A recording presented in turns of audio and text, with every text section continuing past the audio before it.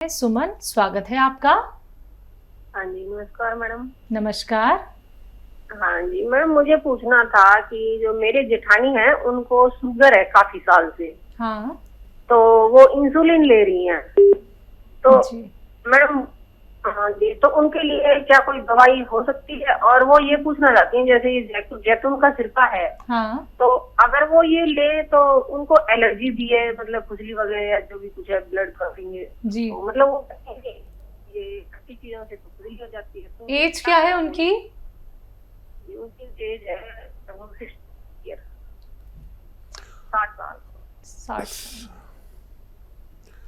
हाँ देखिए, ये उस जगह तक पहुंच गए आपकी ननद जहाँ शुगर बहुत बढ़ जाती है। और मैं यही कहता हूँ कि शुगर को इतनी न बढ़ने दें।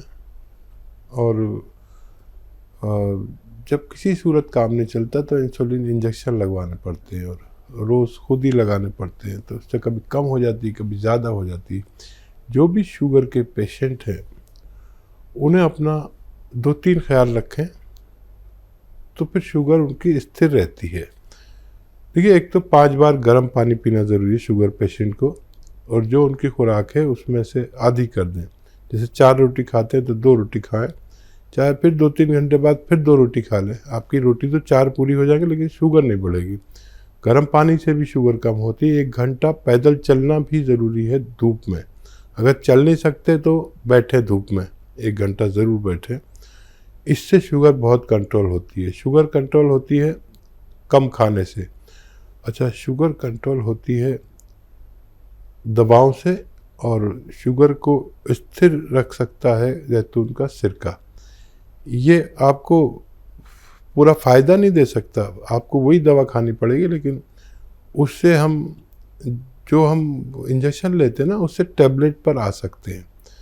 हमें होता क्या है कि हमें शुगर हो गई, हमने डॉक्टर को दिखाया, डॉक्टर ने दवा लिख दी।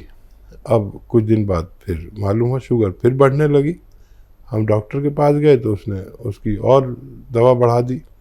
फिर गए तो फिर, और ऐसा नहीं होना चाहिए। हमें अपना ख्याल खुद रखना चाहिए और शुगर बढ़े नहीं, एक ही स्तर पर रहे। तो उसके लिए जैतून का सिरका दिन में 2 बार 3-3 चम्मच पीना चाहिए, ताकि शुगर आपको कोई नुकसान भी न दे और शुगर बहुत ज़्यादा बढ़े भी नहीं। ये एक अच्छा दवा हो सकती है जी। रामपुर से नेक्स्ट कॉलर हैं सोनम, स्वागत है आपका।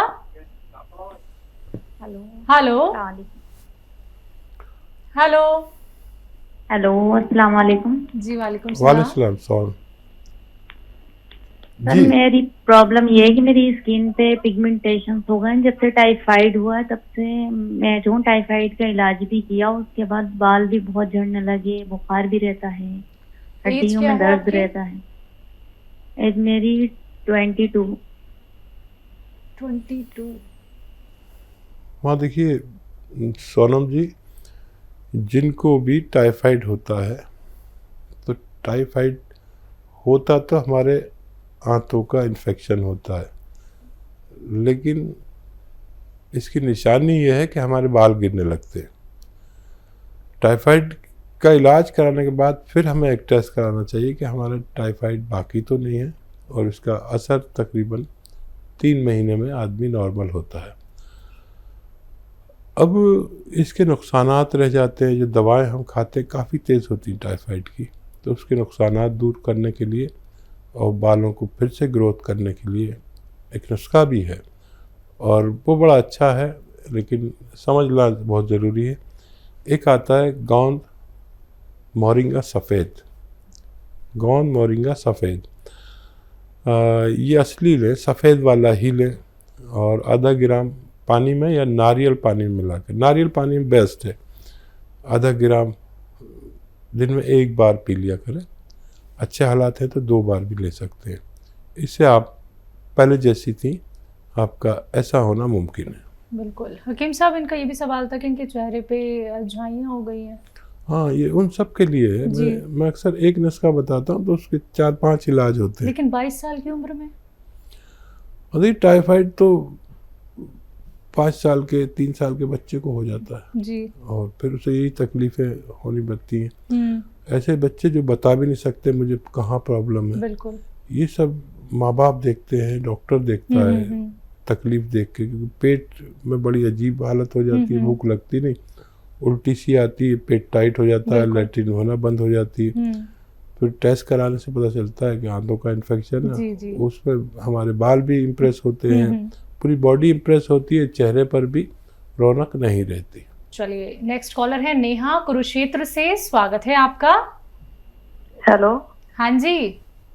नमस्कार मैम। जी नमस्कार।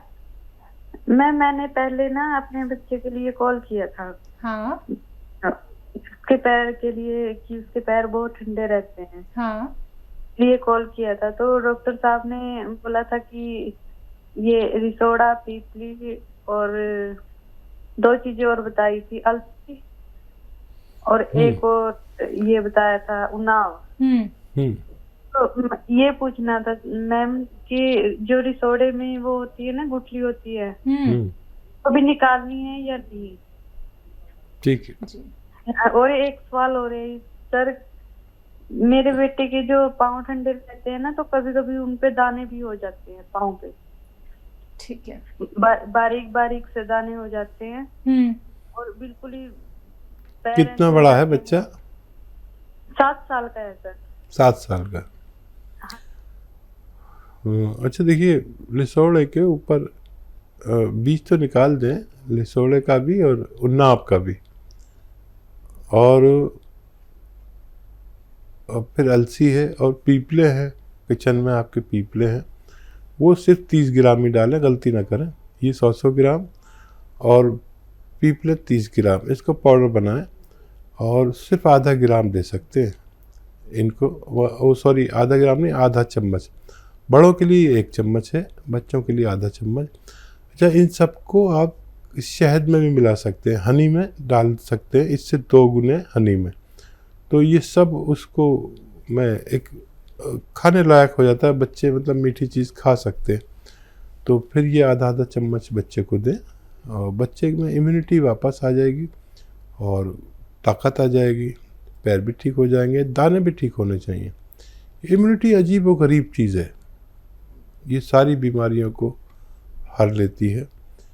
आज पूरे विश्व को इम्यूनिटी की ज़रूरत है। मैं तो हमेशा से इम्यूनिटी की बात करता हूँ, क्योंकि हम जब भी अपनी बीमारियों से लड़ते हैं तो हम नहीं, हमारी रोग प्रतिरोधक क्षमता, इम्यूनिटी, हमारी क़ुव्वत मुदाफ़ियत लड़ती है और बच्चे को आपका ठीक होना मुमकिन है। जी, अगली कॉलर है इंदौर से राधिका, स्वागत है आपका। हेलो जी राधिका जी। हाँ, मुझे मैम पूछना था, मेरी जो सास है उनको सांस की प्रॉब्लम है, उनकी सांस बहुत फूलती है। सांस फूलती है? किनकी, कितनी उम्र है उनकी? ये 48 साल, 48। ठीक। अच्छा, डॉक्टर ने क्या बताया, फेफड़े की प्रॉब्लम है, लंग्स की या दिल की? सांस फेफड़े की प्रॉब्लम है उनको। ठीक है। और देखिए, इस उम्र में दिल की वजह से भी सांस फूलती है, तो इसलिए पूछना ज़रूरी है वजह क्या है। फेफड़ों को मजबूत करने के लिए अभी एक बात चल रही थी नुस्खे की, वो नुस्खा अलसी, उन्नाव और सपिस्तान, 3 चीज़ें 100 ग्राम, और लेना है 30 ग्राम पीपले। इनको पाउडर बना के 1 चम्मच सुबह शाम गर्म पानी से दें और अधिकतर गर्म पानी पिलाया करें, तो इनका ठीक होना मुमकिन है। माजून आर केयर भी इसके लिए, अगर आप मेरी नुस्खा नहीं समझे हैं तो एक प्रोडक्ट भी आता है माजून आर केयर, 1 चम्मच सुबह शाम खाने से भी फायदा होना मुमकिन है। आइए बात करते हैं अगले कॉलर से, स्वागत है आपका। हेलो जी, नाम बताइए, कहाँ से बात कर रहे हैं? नमस्कार, कम करो ना। जी नमस्कार।